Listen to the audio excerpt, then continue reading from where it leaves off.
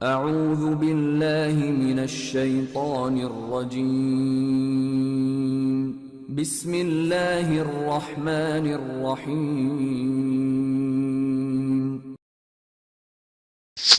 السلام علیکم، یہ محمد علیم بات کر رہا ہوں۔ یہ سورہ بقرہ کا مطالعہ ہمارا چل رہا ہے اللہ کی مہربانی اور اللہ کے فضل اور توفیق سے۔ آیت نمبر 88 تک ہم پڑھ چکے، آج ہم 89 سے پڑھتے ہیں۔ اعوذ باللہ من الشیطان الرجیم، بسم اللہ الرحمن الرحیم۔ وَلَمَّا جَاءَهُمْ كِتَابٌ مِّنْ عِندِ اللَّهِ مُصَدِّقًا لِمَا مَعَهُمْ وَكَانُوا مِنْ قَبْلُ يَسْتَفْتِحُونَ عَلَى الَّذِينَ كَفَرُوا فَلَمَّا جَاءَهُمْ مَا عَرَفُوا كَفَرُوا بِهِ فَلَعْنَةُ اللَّهِ عَلَى الْكَافِرِينَ۔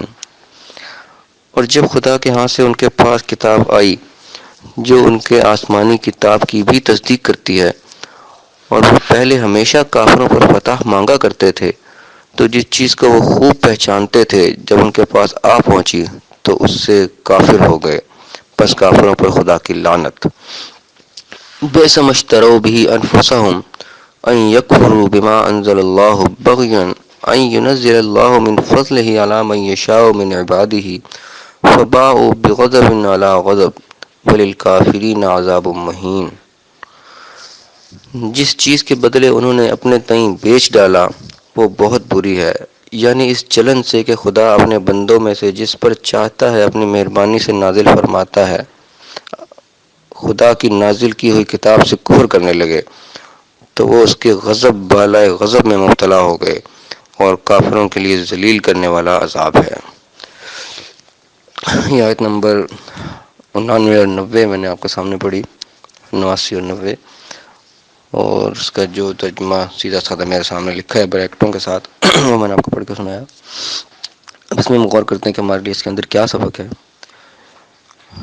اس میں اللہ تعالیٰ فرماتا ہے وَلَمَّا جَاءَهُمْ كِتَابٌ مِّنْ عِندِ اللَّهِ، جب ان کے پاس اللہ کی طرف سے کتاب آ گئی، مُصَدِّقًا لِمَا مَعَهُمْ، جو کچھ ان کے پاس تھی اس کی تصدیق کرنے والی، وَكَانُوا مِنْ قَبْلُ يَسْتَفْتِحُونَ عَلَى الَّذِينَ كَفَرُوا، اور اس سے پہلے وہ فتح مانگا کرتے تھے کافروں پر۔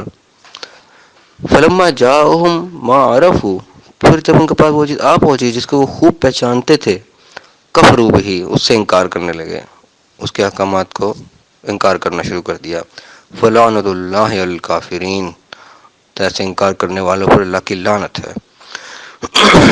بئس ما اشتروا بہ انفسهم، بہت برا کیا انہوں نے جو جس چیز کے بدلے انہوں نے بیچا اپنے آپ کو، ان یکفروا، کہ انکار کیا انہوں نے، بما انزل اللہ، جو اللہ نے نازل کیا، بغیم، اس بغاوت سے، اس بغض سے، اس چلن سے، ان ینزل اللہ من فضلہ علی من یشاء من عبادہ، کہ اللہ تعالیٰ نے اپنے فضل سے جس کے اوپر چاہا اس کو نازل کر دیا اپنے بندوں میں سے۔ انہوں نے اس جلن سے انکار کیا کہ یہ کس کے اوپر نازل ہو گیا، یہ تو یعنی کہ جو بڑے تھے، جو زیادہ حقدار سمجھتے تھے اپنے آپ کو کہ ہمارے اوپر ہونا چاہیے تھا کچھ، انہوں نے اس جلن سے اس کو انکار کر دیا کہ یہ کس پہ اللہ نے نازل کر دیا، علی من یشاء من عبادہ، اللہ نے اپنے بندوں پر جس پہ چاہا نازل کیا۔ فباءوا بغضب علی غضب، تو اللہ کے غضب علی غضب پہ گرفتار ہو گئے، ان کے اللہ کا غضب ہی یعنی کہ کتنی شدید چیز ہے، پھر غضب علی غضب، ڈبل اللہ تعالیٰ نے کیا کہ کس قدر یہ سخت بات ہے کہ اللہ کے غضب علی غضب میں گرفتار ہو گئے، غضب کے اوپر غضب۔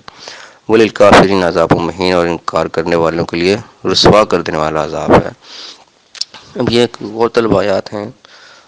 قرآن میں ہمیں ایک چیز یاد رکھنی چاہیے کہ بظاہر یہ بنی اسرائیل کے واقعات چل رہے ہیں سارے، ان قرآن پاک میں بہت زیادہ یعنی کہ پچھلی قوموں کے واقعات بیان ہوئے ہیں، تو یعنی کہ ان واقعات کو بیان کرنے کا مقصد سمجھنا چاہیے کہ یہ قرآن پاک کی قصے کہانیوں کی کتاب تو نہیں ہے، یعنی کہ اس کے اندر پرانے قوموں کے اگر واقعات اور قصے ان کے بیان ہوئے ہیں تو یقیناً ان کے اندر ہمارے لیے سبق ہیں، ٹھیک ہے نا۔ اللہ تعالیٰ نے صرف کوئی کہانیاں سنانا مقصد نہیں تھا، یقیناً اللہ تعالیٰ نے یہ ہمارے یہ نشانیاں، جگہ جگہ اللہ تعالیٰ فرماتے ہیں ان میں نشانیاں ہیں، بندوں کے لیے ان میں نشانیاں ہیں، اور جناب علم والوں کے لیے، تو جو بھی قرآن کے اندر واقعات بیان ہوئے یقیناً اس کے اندر ہماری نشانیاں ہیں، اور ہمیں ان کو نشانی کو تلاش کرنا چاہیے کہ اللہ تعالیٰ نے جو بات بیان کی ہے اس میں ہمارے لیے کیا سبق ہے۔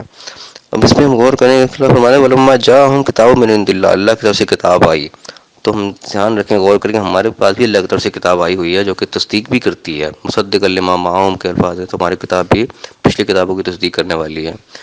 اس کے بعد آیا وَكَانُوا مِن قَبْلُ يَسْتَفْتِحُونَ عَلَى الَّذِينَ كَفَرُوا، اس سے پہلے وہ اللہ کے یعنی کہ فتح مانگا کرتے تھے کافروں کے اوپر. تو یعنی کہ مسلمان بھی ظاہر بات ہے جو لوگ مظلوم تھے وہ فتح مانگا کرتے تھے اسلام کے آنے سے پہلے، وسلم کے آنے سے پہلے مظلوم تھے، لوگوں کی حالت خراب تھی، وہ چاہتے تھے کہ ہمیں فتح نصیب ہو ان ظالموں کے اوپر. تو یعنی کہ جب فلما جاءہم وہ جو چیز آ گئی اللہ کی طرف سے جس کو پہچانتے تھے وہ کفروا بھی، اس سے انکار کرنے لگے. اب یہاں وہ طلب چیز ہے کہ ہمارے پاس بھی جو چیز آئی ہوئی ہے اللہ کی طرف سے نعمت آئی ہوئی ہے تو اس سے ہم کہیں انکار تو نہیں کرتے، کہیں اللہ کی ایسی آیات تو نہیں جو ہم مانتے نہیں. کیونکہ پچھلے جو ہم دیکھ چکے وسلم کے دور میں بھی جو واقعات ملتے ہیں کہ لوگوں نے اسی چیز کو یعنی کہ نہیں مانا. اللہ کی طرف سے احکامات تھے، قرآن سچا تھا، سب جانتے تھے کہ وسلم سچے ہیں، کبھی جھوٹ نہیں بولا انہوں نے، سچ بات کر رہے ہیں، پہچانتے بھی تھے. اللہ تعالیٰ نے آ کے فرمایا کہ آپ کو ایسے پہچانتے جیسے میرے بیٹوں کو پہچانتے. تو یہاں بھی اسی قسم کی بات ہے کہ جاءہم معروف جو چیز پہچانتے تھے ان کے پاس آ گئی، کفروا بھی، اسے انکار کیا. فلعنۃ اللہ علی الکافرین، تو کافروں پر یعنی کہ انکار کرنے والوں پر اللہ کی لعنت ہے. تو یعنی کہ اسی طریقے کی باتیں جو پہلے بھی ہو چکی وسلم کے دور میں بھی آپ کو پہچان کے انہوں نے انکار کیا، قرآن کو سچ سمجھتے تھے لیکن پھر بھی نہیں مانا. اس وجہ سے آگے اللہ فرما رہے بے سمجھترو بھی انفسہم، یہ بہت بری چیز ہے جس کی وجہ سے انہوں نے اپنے آپ کو بیچ ڈالا. ان یکفروا بما انزل اللہ بغیا ان ینزل اللہ من فضلہ علی من یشاء من عبادہ، اس بوجھ سے اس کو کیا انکار کر دیا کہ اللہ تعالیٰ نے اپنے فضل سے جس پر چاہا نازل کیا تو ان کو یہ چیز برداشت نہیں ہوئی. ہم جانتے ہیں کہ صلی اللہ علیہ وسلم کے ساتھ بھی ایسے ہی واقعات ہو کہ کفار یہ کہتے تھے کہ اس پر کیوں نازل ہو گیا.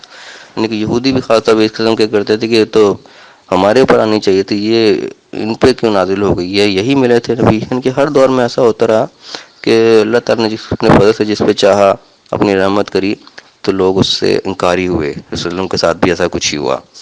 تو یعنی کہ یہاں پہ ہمیں غور کرنے والی بات یہ ہے کہ یہاں انکار کرنے والے کو اللہ کی لعنت ہے. کتاب کا جو انکار کرتے ہیں یہ چیز بیان ہوئی ہے. تو ہمیں جو ہمارے پاس کتاب آئی ہوئی ہے ہمیں اس پہ غور کرنا چاہیے کہ ہم اس کی کسی بات سے انکار تو نہیں کرتے. اللہ تعالیٰ نے کیا کیا ہمیں احکامات دیے ہیں ہم ان پر عمل کرتے ہیں. اللہ کے احکامات پر ہم عمل نہیں کر رہے تو در حقیقت ہم انکار کر رہے ہیں. تو ہمیں اس چیز کا غور رکھنا چاہیے قرآن پاک میں اللہ تعالیٰ نے کیا کیا احکامات دے رکھے ہیں اور ہم کتنا مان رہے ہیں اور کتنا کو نہیں مان رہے. یہ نہایت غور طلب بات ہے.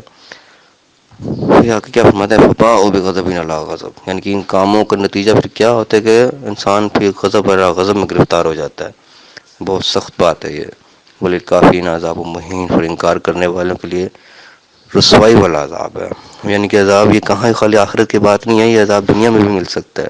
اس وقت جو دنیا میں ہمیں رسوائی حاصل ہو رہی ہے، دنیا میں مسلمان رسوا ہے دکھائے تو رسوائی کا عذاب ہمیں ملا ہوا ہے بھی. دنیا میں مسلمان کی اس وقت کوئی عزت نہیں ہے. تو ہمیں دیکھنا چاہیے کہ ہم کوئی اس قسم کے کام تو نہیں کر رہے، اللہ تعالیٰ کی کتاب کا ہم کا انکار تو نہیں کیے بیٹھے.